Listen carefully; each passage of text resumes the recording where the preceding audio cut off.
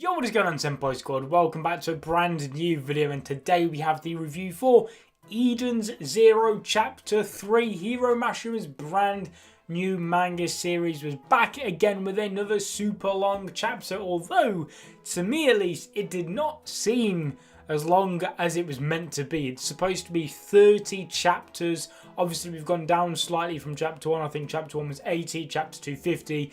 This one being 30. And then I'm guessing after this, we're going to be back to your normal 18 to 20 pages a week type deal. But like I said, it's meant to be 30 pages long. It was 30 pages long, but it did not feel like 30 pages long. Now, whether that's a good thing or a bad thing, I'm really not too sure. But what I do know is that I absolutely loved this chapter. It went through a slightly different vibe to the last two. Obviously, the last two were very... I suppose very action heavy, whereas this one, there was no real action in it whatsoever, but it did help progress the story and give us much needed information. Straight off the bat, we get to meet a brand new character. Now, I also want to apologise that you've probably noticed this review is there. It's quite late, and basically I have read the chapter. I've read it twice now, but I haven't been able to record this video for quite a while. I've not read the chapter for the last couple of days, so if there's a couple of points I miss out on, then I do apologise. I know I probably should have read the chapter again, but I just wanted to get this done and dusted with and record it. But we get to meet a brand new character straight off the bat with Clarisse, I think her name is Clarisse. She's essentially Eden's Zero's version of Mira Jane. Obviously, I've been saying that quite a lot with Eden Zero, that this is just this version of said fairy tale character, but in Eden Zero, and I will try not to keep on making these comparisons, but truth be told, there is plenty of similarities between the two series. Personally, it doesn't bother me too much. Like I said, I'm still extremely enjoying the hell out of this series so far, but it's just a fact that some of the characters happen to look and at some points act the same way as their fairy tale counterparts do. Basically, this Clarisse woman, she kind of works as the girl on the counter. I forget what the actual job title is, but basically she's see, I went to say Lucy. She's Rebecca's only real friend in the guild. She's the person who kind of like signs all the adventurers up to join the guild type deal. I think that's what her job is. She's like, I don't think secretary is the right word, but you know what I mean. And basically, Rebecca's saying, hey, he's got no identification cards or anything like that, but please could you, sign up Shiki, blah blah blah. And she's saying, yeah, it's no problem. Remember, Rebecca, you have no identity cards yourself either, which is a bit of an interesting little point. Don't think it's overly important. I feel like it's just a bit of a gag moment, because Hiro likes to do a lot of gag moments in the series, but I think it does kind of tie into, a whole being abandoned at birth. She hasn't got any of these IDs, blah blah blah. So that was something interesting. Great to meet Clarisse. Like I said, she looks and acts quite a lot like Mira Jane, but it is what it is. We also see Shiki's obsession with humans continue in this chapter, where he sees all of these people in the guild and he's going over to them all saying, oh my god, you're a human. Your muscles are freaky. You're a robot. Are you a human? You're so cool. And obviously Rebecca has to pull him back, blah blah blah. And that's also when we get to see some more of Mother.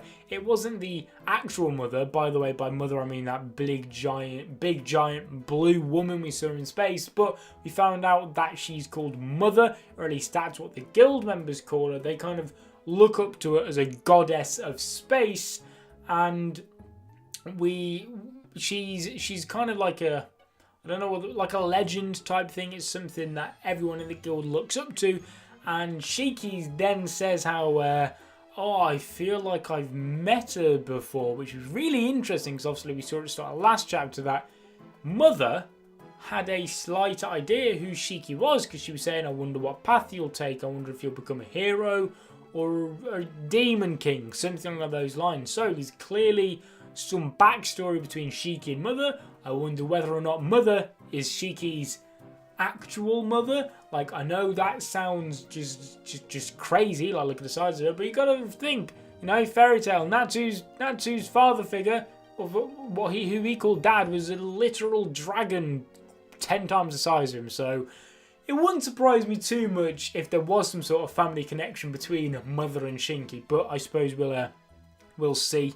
The guild is then laughing their asses off at Shiki for saying that it feels like he's met Mother before, and that's when we get the first taste that this guild, because I was worried last chapter that another guild is just going to be a repeat of Fairy Tail, but at least in this chapter it is. It might change in the future, it wouldn't surprise me, but this guild is a lot different actually than Fairy Tail's guild. Obviously in Fairy Tail, everyone in the guild were all buddy, friendly, and they all got along and were like one huge family. The amount of times they call themselves a family, I've lost track. But in Eden Zero, the guild is essentially at the core, it's the same. It does what a guild does. It's an adventurers guild, but the people actually inside it, completely different. No one really talks to each other.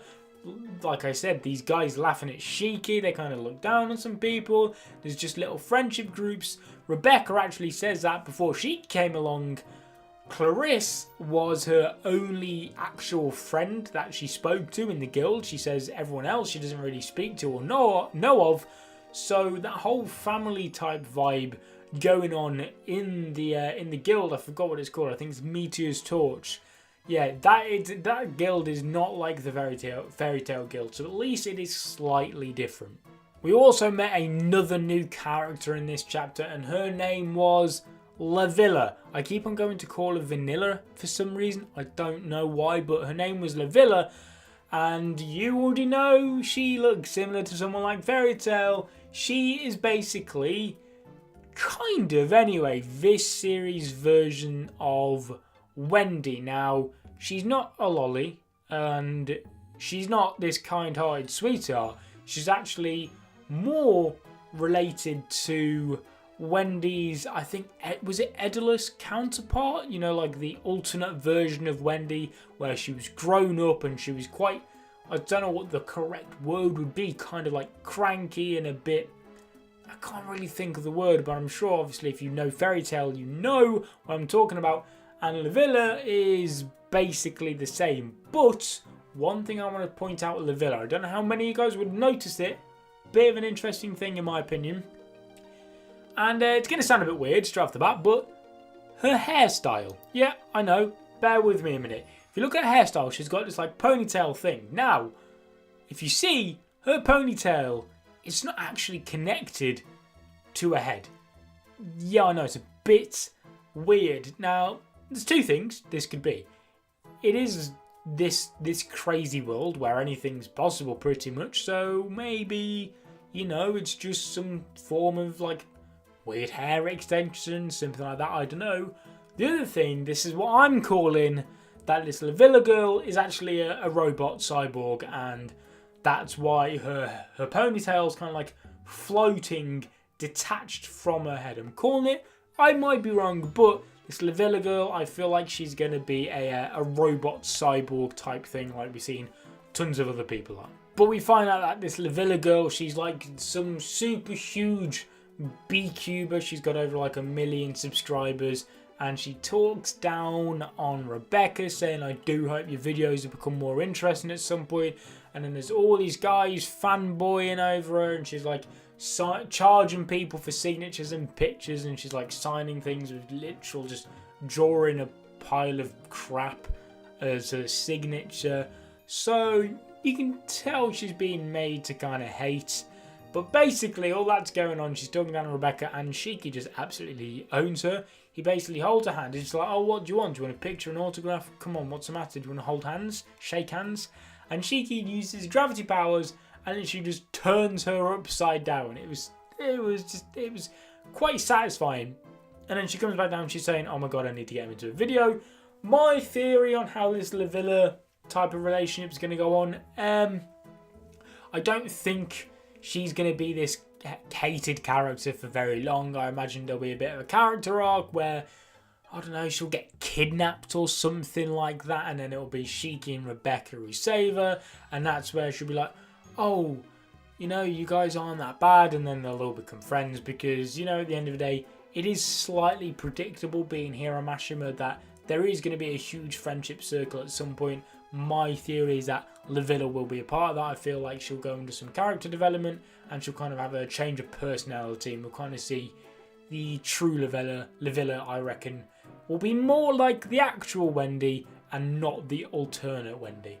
We also got to see Plue finally, and not just one Plue like in Fairy Tail. This time we saw a huge amount of Plue, and we got a funny little gag moment again with Happy, which was a bit of a throwback to Fairy Tail as well, where he says, I can't stand dogs, because if I'm not mistaken, he uses that line a couple times in the in Fairy Tail as well, saying, oh, what, he calls Plue dogs and says he doesn't like dogs. So I suppose it's quite cool to see that carry over into Eden Zero as well. Talking of Fairy Tail, we actually got a few Fairy Tail throwbacks in this chapter, so if you guys saw these, then let me know in the comment section down below, leave a like, something like that, I don't know.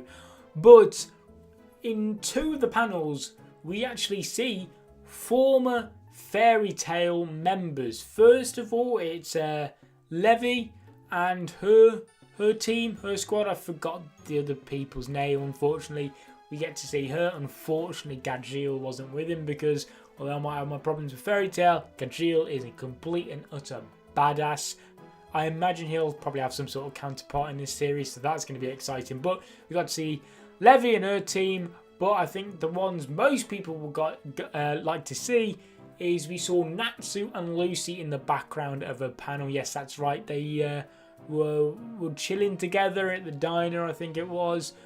Were they on a date? I'm not too sure. I feel like a lot of the Nalu shippers, they would have liked that tiny little addition, but it's quite cool to see them. And also when Shiki's saying that, you know, this guild, there's people not very friendly. Like, I thought everybody was friendly in guilds. I think he says something like that.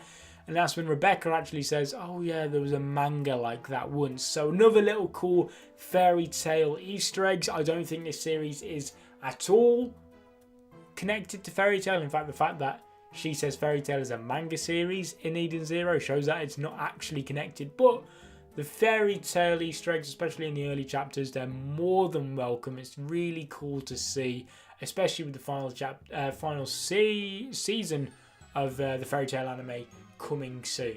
Shiki then also gets his own adventurer card, which is really awesome how it comes out. It's like this scanner thing, and it like creates the card out of nothing. It's really weird, but at the same time it's really badass. It's just the small things like that.